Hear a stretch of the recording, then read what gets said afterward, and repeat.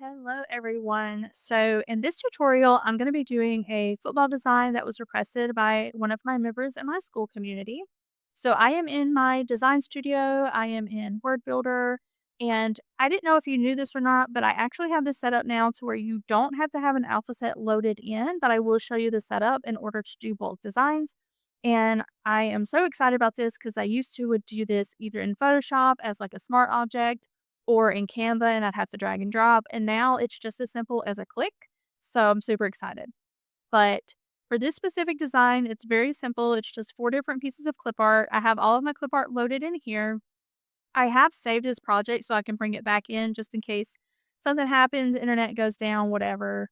I always want to tell you guys to save, save, save. And then since we're not having an alpha set, in order to get different pages currently, what you'll actually do is I come in here and I name them the color of the design, and then you could do, football blue or whatever you want the actual design name to be when you download it. And that's what you do here. And then just make sure that you're selecting enter to make a new page, and then space just does a new line. And let's go ahead and start. So for the first piece, I'm going to go ahead and pull in my football helmet.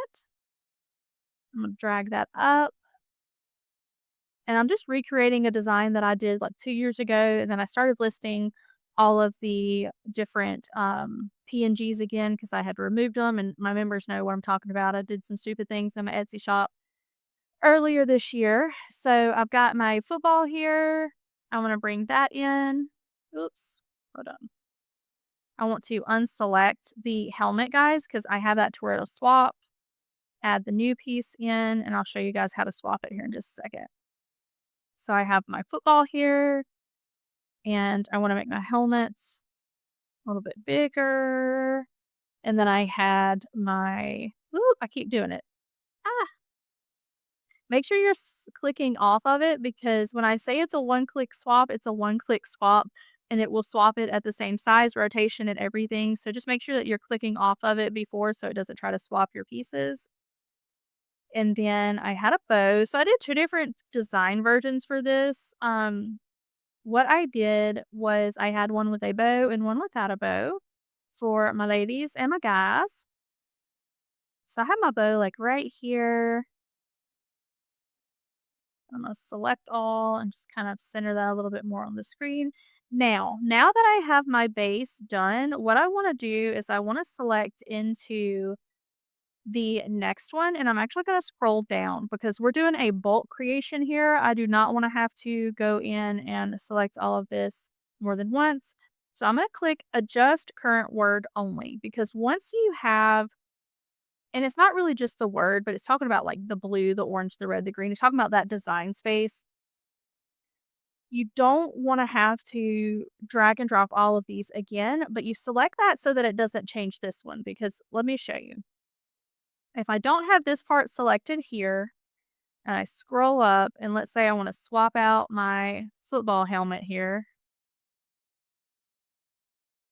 and I swap it to orange, you see how it did it to orange in all of the different ones? And we don't want to do that. So I'm going to undo. I'm going to select only that one. So it's adjusting each box that I have selected.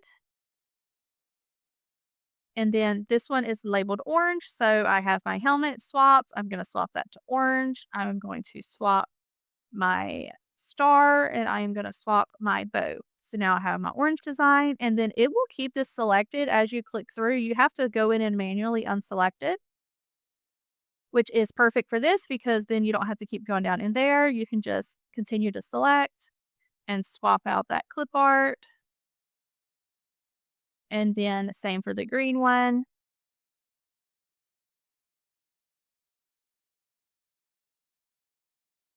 And then I have that. And now I have four different designs. They are done in bulk.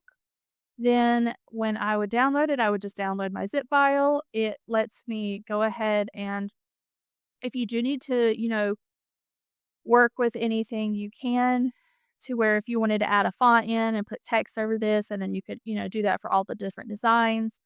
And then also alpha sets if you wanted to put football game day. But this is just a simple this design request was just a very simple just clip art, no text, no alpha sets or anything like that.